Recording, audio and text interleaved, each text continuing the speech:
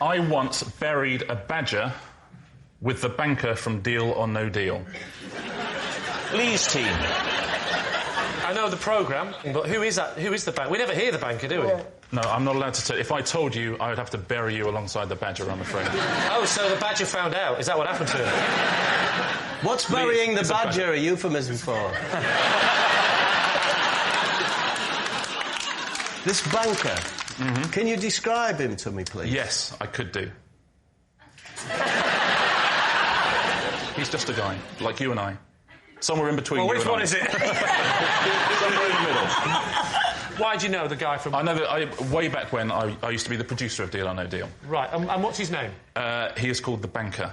No, what's his real name? I can't tell you what his real name is. It's on the credits of the show. Tell us. What does it say on the credits of the show? It says the banker as himself. Why was the badger dead? Yeah. We hit it with a car, unfortunately. What were you doing in the car with him? About 70. No.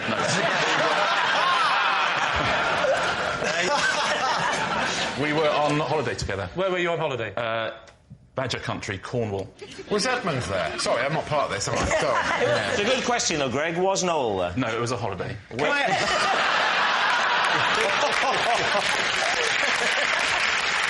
Before you buried the badger, did we put him in a box and then there's loads of other empty boxes? And then you stood there and you had to choose which box it was. Dead squirrel, wrong box. I think it's very sad that the badger died and everything. But Yes. why so much trouble to dig the grave? Because the banker's wife was with us.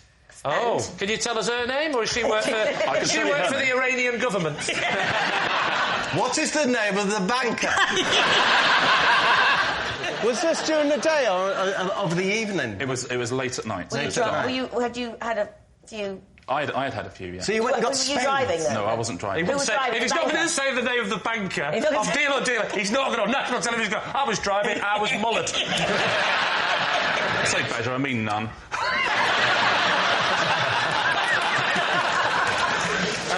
And then what? The banker's wife then says we should bury it. The banker's wife. It sounded like Cluedo, this. Go on. To which the obvious answer is we're not going to bury it. It's 2 in the morning. Right. It's really cold and it's dark. What's happened, then? So the badger is dead. Right. Yeah. Sad occasion. I'm not underestimating the sadness of it. And there's probably a badger wife and badger children at home, so that's... I accept Are you that not allowed to sad. say their names either? So you checked the gender of the badger, then? You know it was a male badger. Or a female badger in a same-sex relationship who've adopted a small badger, perhaps an orphaned badger without a home in need I think of you're rest. wildly overestimating the sophistication of the badger community. But what happens next? We went back, got spades, Yeah. went back to where the badger lay prone, buried it, said a few words, What did you say? Yeah. just said, Lord, protect this badger. Or words to that effect. If only you'd have said it an hour earlier.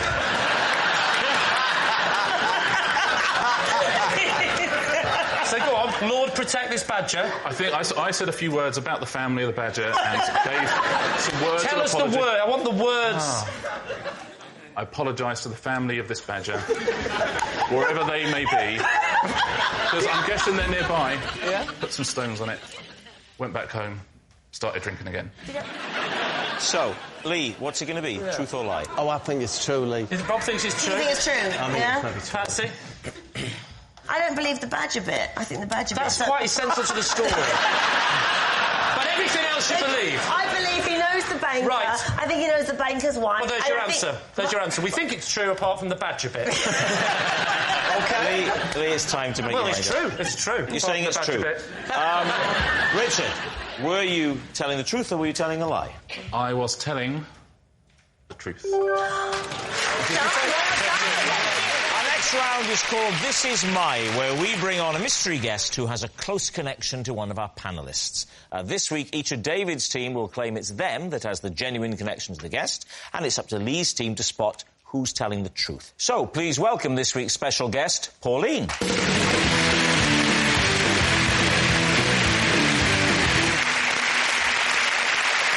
So, Richard, what is Pauline to you?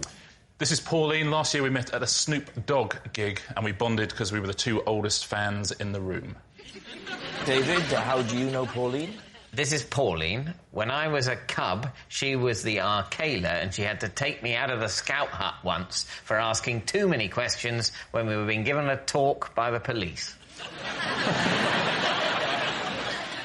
And finally, Greg, your relationship with Pauline. This is Pauline. She's my mum. She once drove past me when I was having my first fight and got out of her car to cheer me on. Lee's team, where'd you start? Greg, how old were you on this first fight? 12? Right. And so where was this, at school? No. Where was it? Outside... Outside the music room? It was in a street. In the street? Yeah. Who were you fighting? I honestly can't remember his name. He was a lad, and he was in the year above me. And I remember he had fairly distinctive red hair. Is that why you fought him? I fought him because he'd fought one of my friends. Oh, OK, so this was like a... Revenge. You were like doing a heroic gesture. Yeah. And he was older than you. Yes. What was your friend called? Well, I'm from Shropshire, so he was called Chinese Dave. Is everyone called Chinese Dave in Shropshire? No, I just think he was called Chinese Dave, and I honestly don't know the reason, because he certainly wasn't Chinese. I think it's because he used to wear a hat. No, that would be it. That would be it. That'll be it, probably. What was your fighting technique, do you recall? It was a sort of windmill of bones, just like this. Windmill of bones. I give you the windmill of bones! What was your mum shouting at you by way of encouragement? I mean, as I recall, it was just get in there. Do him, yeah. Get in there, son, is what I... And was she there the first time you had sex? This was in the street. Your mum was driving. Yeah. Past you. Saw you. She knew about the attack on Chinese... Dave, yeah. Who wears a hat. So I presume she saw what was going on and thought, oh, it's good that my son is avenging Chinese Dave's... So, did she get out of the car or just do it from the window? Was it a drive-by? No, she got out. Who didn't win the fight? Did your mum then... Surely she stepped in and stopped it, or did she say, keep fighting? Well, let me tell you, Patsy, the fight came to a fairly abrupt end. Why? And I'm going to give you some very specific detail now. Thank you. Because I was chewing polos during the fight. Please, no, you're not going to try and convince us that they came out and your mum thought it was teeth. Hear me out. I got caught in their mouth, and literally I spat polos everywhere. And my mum went, oh no, it's teeth, it's teeth! What's your mum called? Pauline. Has she got a nickname, like Heckling Pauline or anything? No, although I would tell you she has an impressive history, because she was in a play fight with my dad once, and he locked himself in a toilet, and to get to him in the play fight, my mum punched a hole through a door. So there's obviously a violent streak in this one. It is true, though. It's definitely true, and that is my mum. Who's next? Who are you going to do next? OK, so we'll go with David, shall we? Yes. David, just let me recap. Am I right in saying that there was a talk by the police at the Cubs? Yeah. And you asked one too many questions to the policeman? Yes, I was full of questions. What kind of questions were you asking? Well, I was asking about various, issues involved in fighting crime. How old were you? I think I was about 8. Right. What kind of crime-fighting questions were you asking? Well, there was a problem, I felt.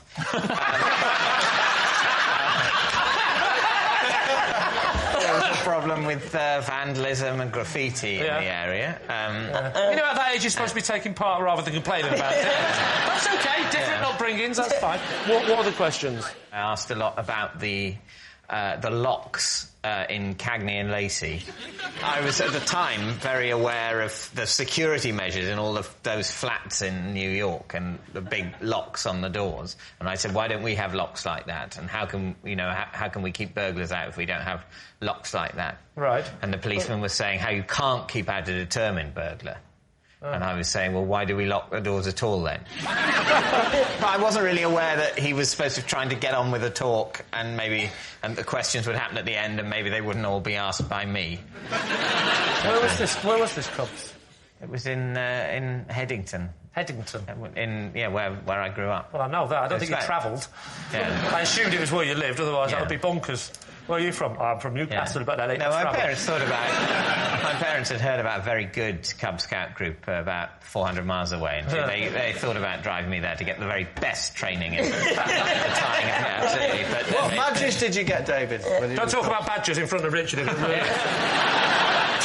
Richard, remind us once again of your truth. Pauline and I met at a Snoop Dogg gig. Oh, where was he playing? It was at the Forum in Kentish Town. When was this? What year? Last year. Last year. So he was called Snoop Dogg because he's been called a lot of things. Well, he certainly has. In the olden days, he was Snoop Doggy Dogg, but now just Snoop Dogg. But whereabouts were you in the Forum? Whereabouts were you watching the show from? Well, we met when there was a delay, as there often is at rap concerts. There's sort of an hour delay, so I went up to the little bar. Why is there a delay? Well, because it's Snoop. You don't rush Snoop. Who supported him? Did he have a support act? Yeah, Corrupt. What was with a K. With a K, wow. With a K. I'd have left after them. What was his hair like, Snoop's? How was he wearing his hair? He was wearing his hair, he had sort of cornrows, essentially. He knows all the words, doesn't he? Yeah. He's definitely read up on this. Yeah. So you guys, your eyes met across the... No, in this delay, I went up to... There's a little quieter bar upstairs, and I went up there to play a bit of Scrabble on my phone. Oh, come Because I was with younger people and they were enjoying the support act. They were enjoying the fact that there was a delay and there was loud music playing. I was enjoying it less. Yeah. Pauline was reading a book. Right. So I thought, OK, she's quite bored as well of this thing. So, anyway, I'm playing my thing. She said, what are you doing? Yeah. And I said, I'm playing Scrabble on my phone. She said, I didn't know you could play Scrabble on a phone. Right. So I showed her, and then we started playing Scrabble on a phone, have done ever since. And then... Ever since? Well, you're going out with each other now. You know what, Lee? Early days. Have you actually met up with Maureen since? Pauline. You're not going to be able to dissect us with those blunt little... So, Lee, where's this leading you? What are you thinking, Lee? Patsy, do we believe any of these people? Because they're all sounding chronically untrue. The Chronic, of course, was one of the first albums Snoop was on. Dr. Why Dre's did The you... Chronic.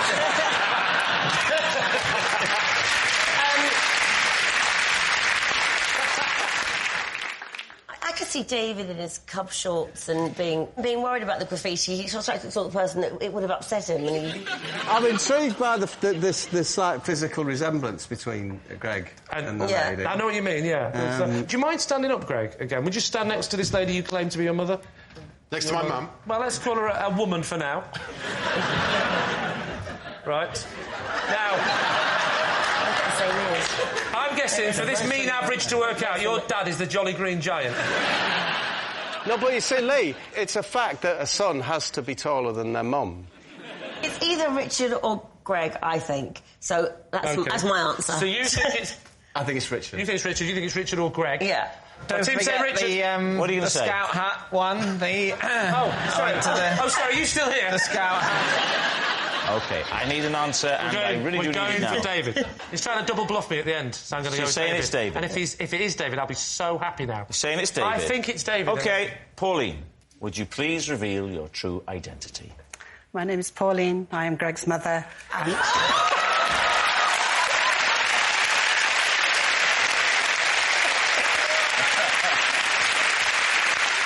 Yes, Pauline is Greg's mum, and she did cheer him on when he had his first ever fight. It must have been awful to see him fighting. Wonderful. Wonderful. Thank you very much, Pauline. You're welcome. I have a 40% stake in a prize-winning racing pigeon. Lee. If there's one thing I know about, it's buying pigeons. So be careful with your answer. Tell me now, Richard, how much do you pay for 40% of a pigeon? We paid £600. Ah, you were robbed. And it's about £70 a month to keep them, which is £70 a month? Yeah. Wow. That is a lot of trill. We don't feed him trill. What do you feed him? IPO, steroids. Oh, well, fine. £70 a month? What are you taking him to Alton Towers? What are you doing with him? Firstly, he's got to be housed, he's got to be fed, Yes, he's got to be trained. In a wooden shack. Yeah. I'm not going to Has he leave got him in a wooden bungalow? shack. This is a prize winner. Well, you say prize winner. What has he won? He won the Prix Calais. Yeah. And he's won some local things, but that's the proper deal. Pre-PRIX. Correct. How many pigeons were in the race? It's about 450. It's less than 500, but more than 100. It's Come on, 500. The sky would be black then with pigeons. It's the Germans. They're back. They're released in Calais and they race all the way to... Well, they race home. And where's home? Essentially, well, his is up in Lancashire. Right. What's the pigeon's name? It's called Cobbold Joe. Cobbold, C-O-B-B-O-L-D. Cobbold Joe. Cobbold Joe. It's because the original... As you know about racing pigeons, right? Oh, I do know about racing pigeons. You know Toddy Cobbold? Yeah. Toddy Cobbold was the grandfather. Yeah. And so we chose that name. That's nice. So Is that true? Is there a pigeon called Tolly Cobbold? Don't know. You said you knew mixing me up with it. someone from a Hovis advert. Are there any distinctive markings? So just if there were some pigeons there, say Trafalgar Square, I'd be able to go, oh, that's Cobbold Joe, down in London for the sales. I'm going to be honest. I would struggle to choose her out of a pigeon parade. Really? But Her, and she's called Joe. Yeah. So is it Joe with no E? Yeah. That's fine. Short for Joanna. Yeah. Next question. I think I might have this. I don't think lady pigeons do the racing because they would be pregnant some of the time. I tell you what, she better not be. It was only a cuddle, wasn't it, Richard? Do you go and watch do you go and when they go off, do you watch it? I have seen the pigeon race once. Yeah, How much of the race did you see? I've seen the pigeon release. You see the release. Have you ever seen a pigeon land? Yeah, I've seen You were there when the pigeon yeah. landed? No, You've never seen a pigeon land? Right, I've seen a pigeon land, yeah. Yes? But not under racing conditions. Is that right? You've just seen a pigeon land in its spare time? Yeah, exactly. So you've only ever Yeah. So what you're saying is you've seen your pigeon take off, Yeah. but you haven't seen your pigeon land. I have seen Does my that mean pigeon- your pigeon's lost? I don't think when a racing pigeon lands, it's any different than a normal No, pigeon. exactly. Oh, wrong. They don't get tipped like Skids that. right to the shed and go, whoa! I was going fast! That doesn't it? It raises its wings as it presses the tape. That's what it does. So, it's time to decide, Okay, Lee. What are you going to Carol say? thinks it's... I think it's You true. think it's true? I think, not true. Let's say lie. I get confused if you say not true. It is a lie! You think it's a lie? Richard, the pigeons, the racing, Cobble It Joe. is, Truth I'm or afraid. lie? A lie. When I was a child, I created a superhero called Snooker Table Man.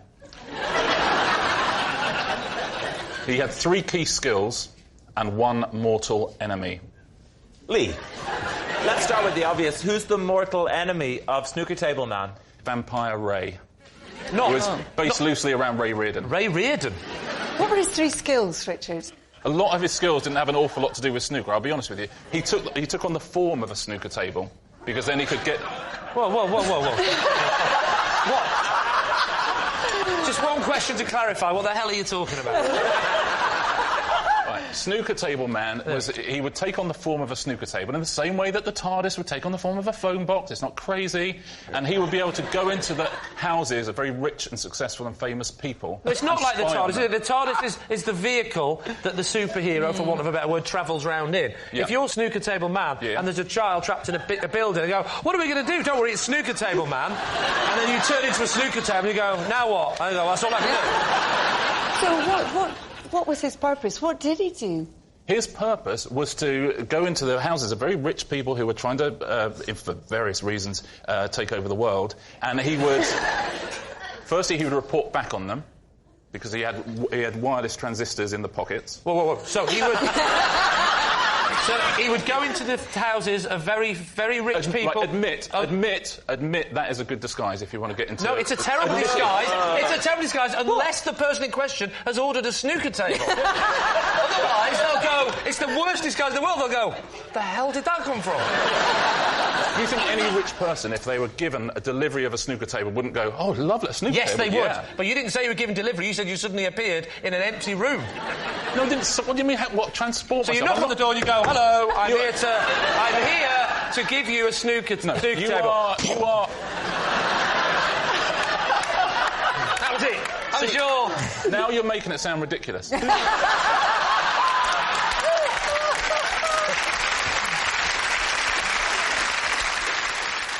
How did he move around? He didn't move around. That's the beauty of him. People moved around him. That's snooker tables. You know what? I won't tell the rest of this story if you're going to mock me.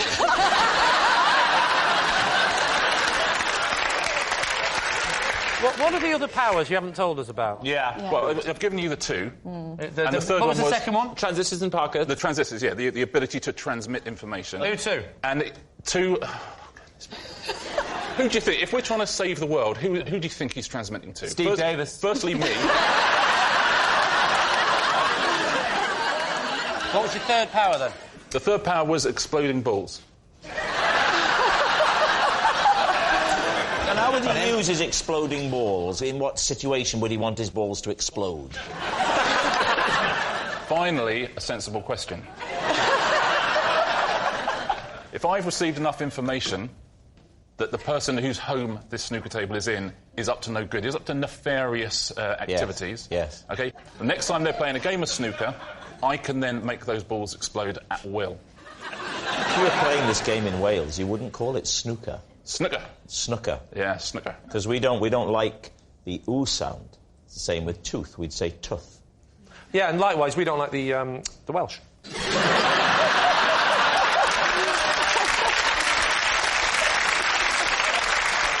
Lee, what are you thinking? I think it's a big fat lie. You think it's a lie? I mean, I think he's a large man. He's like a snooker table. I'm not 12 foot by 6 foot, you know that. I think I'm going to say that was a lie. You think it's a lie? OK, Richard, was it the truth or was it a lie? It was a lie. I still haven't watched Breaking Bad because every time I sit down to start it, I notice there are new episodes of Homes Under the Hammer on the planner, and I have to watch those instead. Oh. These two. OK, so you have a planner, so this isn't... They're not next to each other on Netflix, these shows? No, unbelievably, Homes Under the Hammer yet to break Netflix. I've genuinely never seen it. What happens in Homes Under the Hammer? So there's 3 houses each time, and they're all being sold. You see who buys them, and then they say, we're going to come back in 6 months' time to see what they've done to the house. Whoa. They renovate the house? You know, when I describe it, it doesn't sound as amazing as when I watch it. So how many episodes of Homes Under the Hammer would you say you've watched? Well, have I watched? What, like, ever? Goodness Well, me. there's too many. You sound like someone who's slept with so many people, they just have to round it down. I would say... 300, I don't know. Who's counting? I would say a few hundred, a couple of hundred. Ooh. So the sleeping with thing or the... No, we're talking about distressed semis here, so it's... Homes Under the Hammer.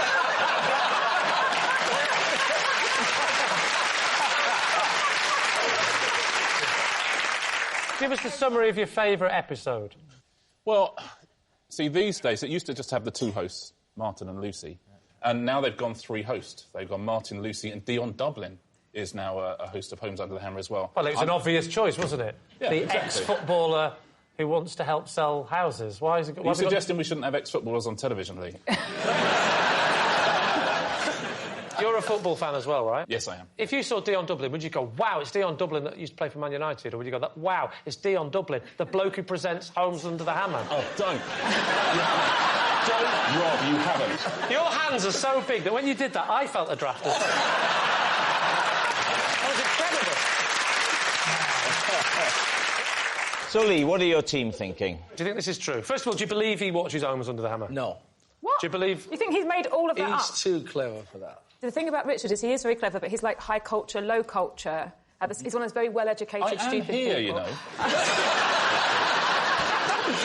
Do you know what? At 7'2", I bet you've never had to say that before.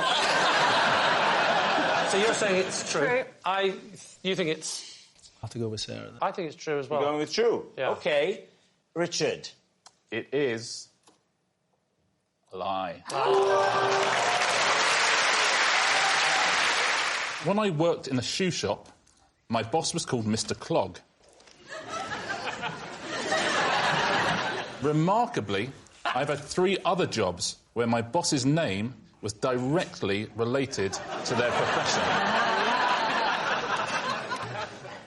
What? The obvious question to ask is, what were those jobs and what were these people's names? Yeah, it is an obvious question. Is it maybe too obvious a question? Maybe go somewhere else first, just... I want to know about the first. Just tell us one of the jobs. At school, I worked in a warehouse, and the boss was called Mr. Foreman. Mr. Foreman? OK. And what was your job? Getting stuff down from the top shelf. Yeah. What was the... How would you rate Foreman as a boss? If he was suspicious, would he grill you? Foreman? Yeah, listen. Very good. Okay. Why did you have so many jobs? Did you keep getting sacked? No further questions. What were the other two jobs? Yeah, what was the other jobs? I worked in... Do you remember the predecessor to Iceland, which was Pigeon? Yeah. My supervisor was called John Frost. Frost. Pigeon. You can see why Pigeon didn't last, because people will go, why don't they just call it honey? Your final job was? Well, it was my first ever job in television. Right. And that was? It was a researcher on a computer games programme. OK, and your boss is called? My boss is called Tony Verrill. What does Verrill mean? In relation to what? Do you mean? It's a surname, but his initials were TV.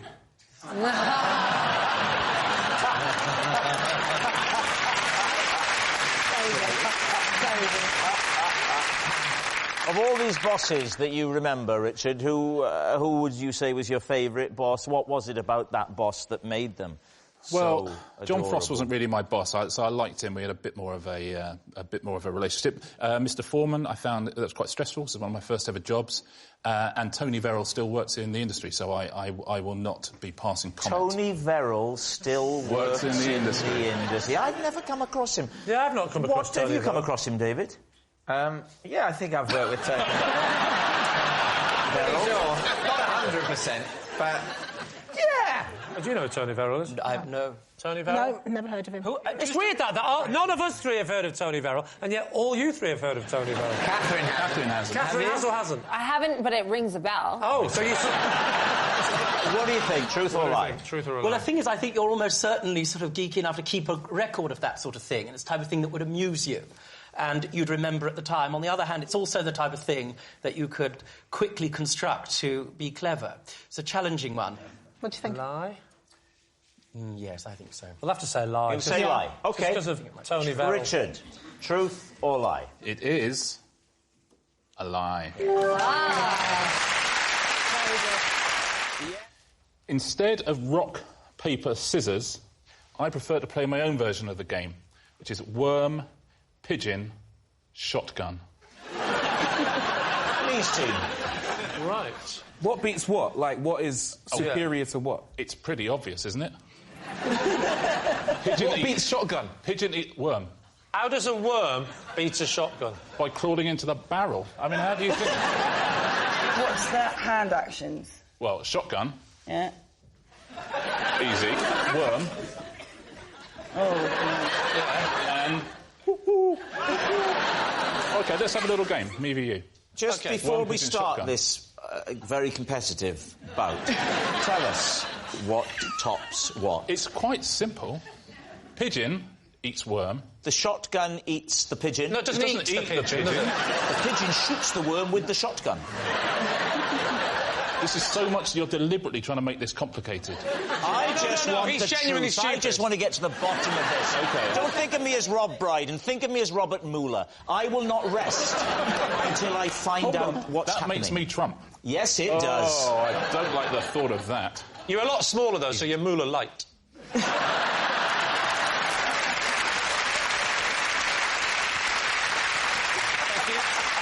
So, you know the rules. It's going to be the best of three. Best of three.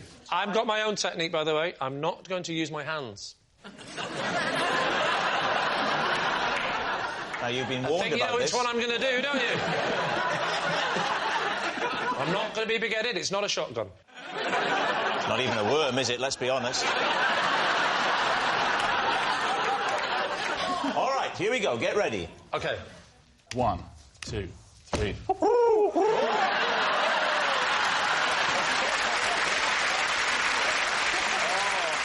I'll tell you what, we all thought it was ridiculous. We're all into it now, aren't we? Are you ready? Yeah. 1, 2, 3. Worm. Sorry. Shotgun him. Shotgun him. OK, let's play. Richard needs just one win, he'll have victory. Yeah, if Rob, Lee... I think they're following it.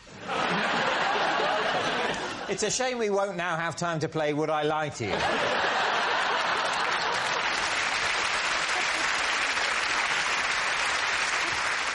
Here we go. Come on. OK, 1, 2, 3. Shotgun!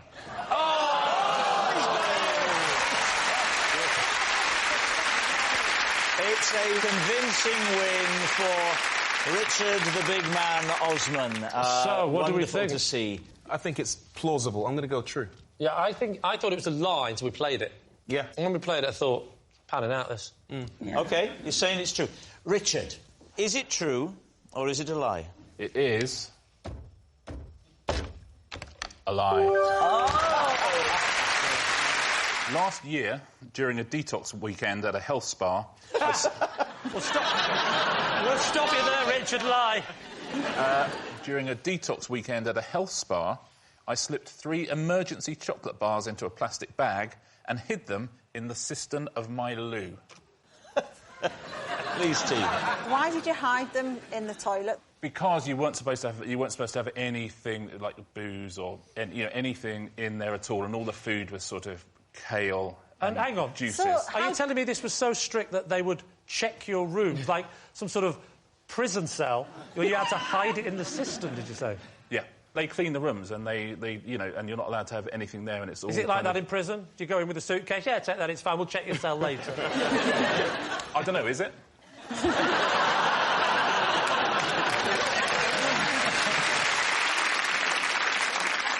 So, what were the chocolates that you'd hidden? Some Maltesers, a twirl, and a double-decker. And what did you put them in before you put them in the cistern? I had them in a little Ziploc. You know, like when you go through customs at the airport, one of those little bags. What, those things that aren't with a zip on? Hmm? You heard the question, Richard. A Ziploc bag. You know, they're plastic, aren't they? Yeah, but it has to be completely watertight at the end. The bit with the zip joins the end. And also Ziploc bags are water. I think you find wetsuits don't have zips on them. I rest my case. Yes, they do. Yes, they do. Bad example.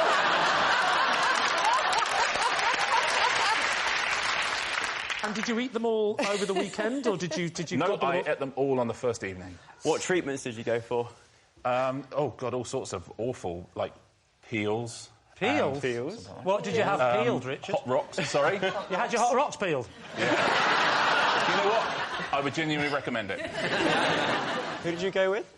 My partner.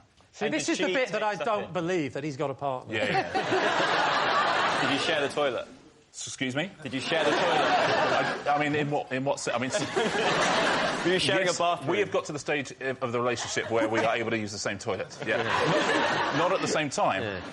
It's not as romantic as you'd think, is it, using it at the same time? It's not the same as a bath.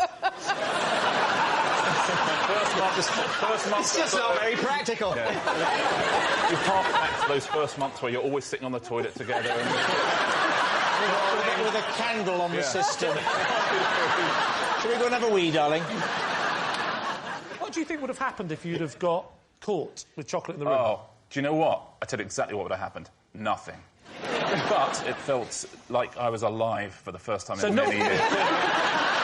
So what do you think? Is he telling the truth, Joe? What do you think? I mean, that's definitely a lie. From me, I think that's a lie. Why? I just can't believe it. Well, that's a good definition of a lie. I don't think there's anywhere that would be that strict about you bringing things in, apart from prison, obviously. So we think it's a lie, do we? Yeah. Yeah. You're saying lie? Strong lie. OK. OK, they say it's a lie. Richard, truth or lie? It is, in fact, a lie. To avoid being disturbed backstage on Pointless, I have a fake name on my dressing room door. Who did you get disturbed by? Oh, People with windmills with his face on. We call them freaks, Steph. Just contestants, essentially. You don't want contestants to be knocking on the door and Why coming not? in. Because sometimes you've got question papers, and so, I don't want them seeing what the questions are for their show. All right. So what name do you put on the door to stop people knocking? Is it Rob Brydon?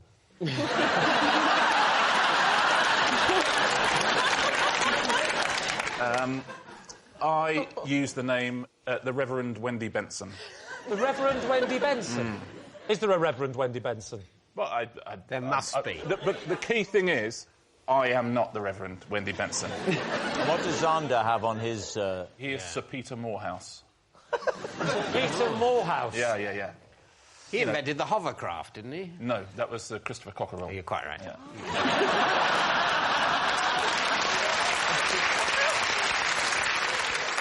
Which is the name Lee has in his door.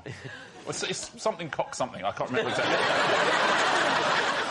You'll have to change the names now, won't you? Because you've admitted them in public. And I suppose so. Future contestants... Well, it depends if it's true or not, I suppose. So, is it the truth? I think it could be, yeah. I could imagine. You think that he changes his name to Reverend Wendy Benson, and Alexander Armstrong changes his name to... Sir Peter Morehouse. Sir Peter... That's exactly right. Again, extra syllables, I think, the way he said it. I don't know, what do you think, Richard? I think, do you think it's true or a lie? I'll say this. Yeah. If it's not true, I'm going to start doing it. What's your instinct telling you? You've been on the show a while. My instinct tells me it's a lie, because I don't believe he's higher status enough to have a dressing room. I'll go lie. It's a lie. You're saying it's a lie. So, Richard, truth or lie? It is... true. At school, because of something I once had in my lunchbox, I was given a 7-syllable nickname. Please, team. You strike me as the kind of kid that you would have had a 1-syllable nickname.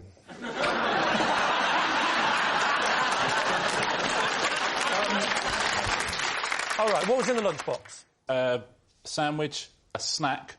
what was the snack? Well, there, Lee, we find 6 of our 7 syllables. Ah, brilliant. What's your 6-syllable snack? You can think of a 6-syllable snack, surely. I can, yes. The big one. The big one. The big one. Away you go. The big packed lunch, 6-syllable snack. I've thought of a 10-syllable one. Wow. Right. A salt and vinegar packet of crisps. Well done. You're so pleased, aren't you? That's more than you need, though. Yeah. I missed it. What was the snack? So I'll give you the first syllable. Mine are all too long. A packet and a half of cashew nuts. Another 10. Ridiculous. I'll give you the first syllable if you want it. Please do. Dare. Oh, it's Dairy Lee. Triangles. Nearly. Dairy Lee. Go on, then. You can do the next 3. Lunchable. Dairy Lee Lunchable? You remember Dairy Lee Lunchables? I do, but I think they're after your time, no offence. I am... How dare you? I'm 27. Yeah, we're not talking about feet, we're talking about years. So just be clear, the actual nickname was... Dairy Lee Lunchable Boy. How long did the nickname stick? Oh, I would say... I mean, it was a good 2 weeks.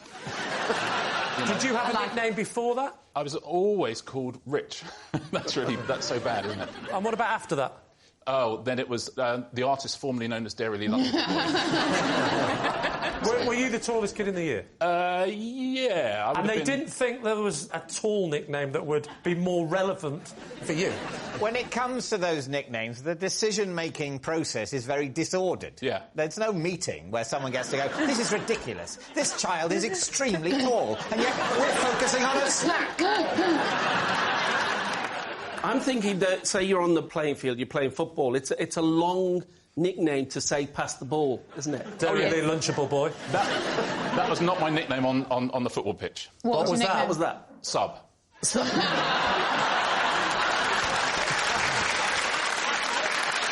right, what do you reckon? Alice, is he telling the truth? No nicknames only last 2 weeks. That's what's so devastating about a school nickname, isn't it? They really linger. Did you have one, Alice? I actually did have one. Envelope bum. We don't want to know how that came about. What are you thinking, Les? Well, I think Richard is so good at wordplay and using syllables. It sounds like the kind of nickname he has given himself. Lee, what are you going to say? The tallest kid in the school has never had a nickname, because I did say before and after, no, nothing to do with my height. People quite liked me, Lee. It's a lie. No, that's a lie.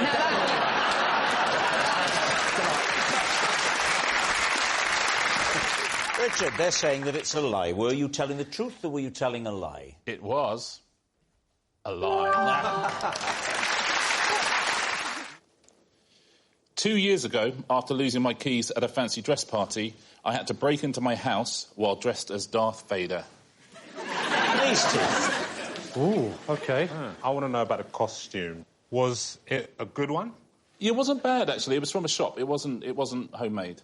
Right. There's not many things I can do as fancy dress. I can do Frankenstein, and I can do Darth Vader, or I can do two children standing on each other's shoulders wearing a raincoat. How did you get in? Do you know the bathroom window on the ground floor?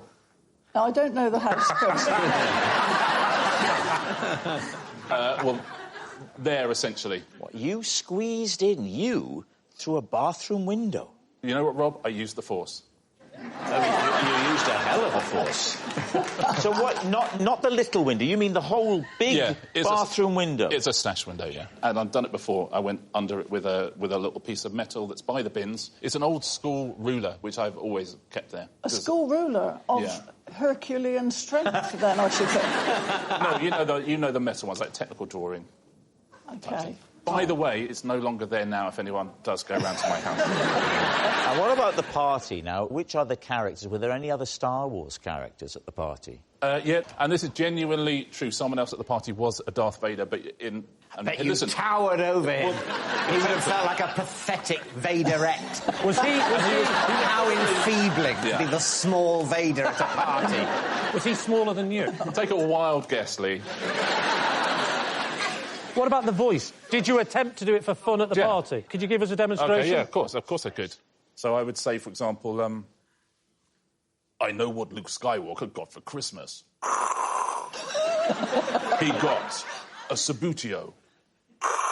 Was he doubling as a minicab driver? He got a jigsaw puzzle. And he got a football. And everyone would say, how do you know that? And I would say, I have felt his presence.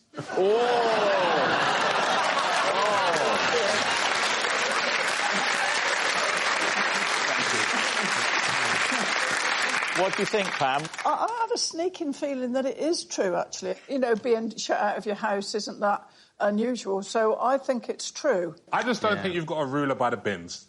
I mean, a man who puts a ruler by a bin puts a key under a brick first, doesn't he? You know what I mean? Not necessarily, because the key thing about the ruler by the bins is that it's knack needed. A key is no knack needed. Are you speaking English? No. Yes, yeah. People underestimate the protective power of a knack. If you need a knack to get in, then essentially the means of getting in can be available because the burglars won't have the knack. Yeah. Unless they steal it and then it's a knick-knack.